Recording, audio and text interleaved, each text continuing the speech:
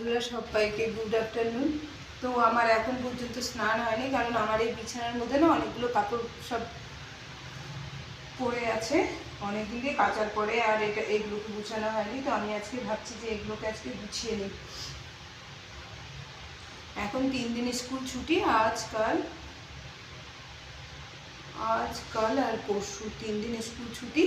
তাই এই 3 দিনে আমাকে এই ঘরগুলোকে একটু মোটামুটি পরিষ্কার করে নিই। স্কুল থাকলে স্কুল পাঠানোর জন্য না ছেলেকে, তাই জন্য আর করা হয় না কোনো কিছু। তো আজকে এগুলো গুছিয়ে নিই।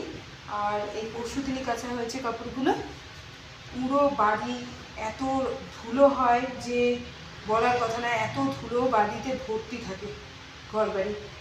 যেমন হচ্ছে যে রাস্তার ধারে গ্যারেজটা আছে, মানে গেটটা আর কি বড়, তো সেইখান দিয়ে এত ধুলো আসে। আর দরজাটা মানে বাড়ির দরজাটা, ঘরের যে দরজাটা আর কি মেন দরজা, সেইটাও আর কি সোজাসুজি, ওই জন্য রাস্তার সব ধুলোবালি চলে আসে। আমার না এই কাপড় কাচার পরে, কাপড় কাচাটা কোনো ব্যাপার না, আমার কাপড় কাচতে খুব ভালো লাগে, কিন্তু আমার কাপড় কাচার পরে যে কাপড় গুছানোর ব্যাপারটা, সেইটা আমার কাপড় গুছানোটা আমার মানে একদমই আমার পছন্দের কাজ না।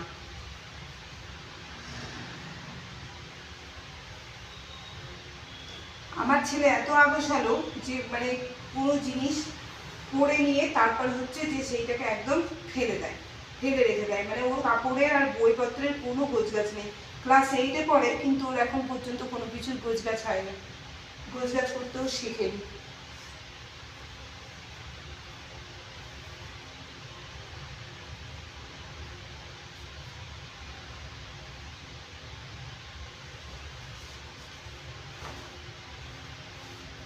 এদিকে ড্রেসিং টেবিলেরও হাল খুব খারাপ হয়ে আছে, ড্রেসিং টেবিলটাও মুছতে হবে, কারণ অনেক কিছু কাজ আমি জমা করে রেখেছি।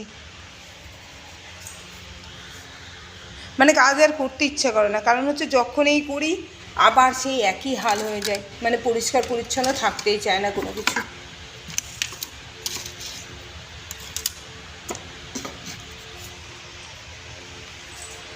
এইবারে যাই আমি রান্নাঘরেও আমার অনেক কাজ পড়ে আছে। এই যে কতগুলো বাসন পড়ে আছে, তো আমি এই বাসনগুলো মাজবো। রান্না তো হয়ে গেছে, আর বাসন মাজতেও খুব মজা লাগে।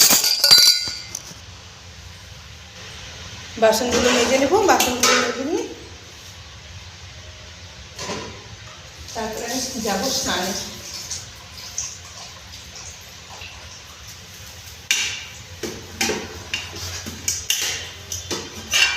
গরম পড়েছে, এই গরমের মধ্যে আর কিচ্ছু ভালো লাগে না, মনে হয় না যে কোনো কাজ করি, এত গরম। আমার নাকি অতিরিক্ত গরমটা যেমন ভালো লাগে না, তেমন অতিরিক্ত শীতও আমার ভালো লাগে না।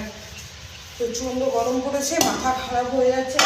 মাথাতে সবসময় মাথার মধ্যে একটা ব্যথা থাকে, সবসময় মাথা ধরে থাকে।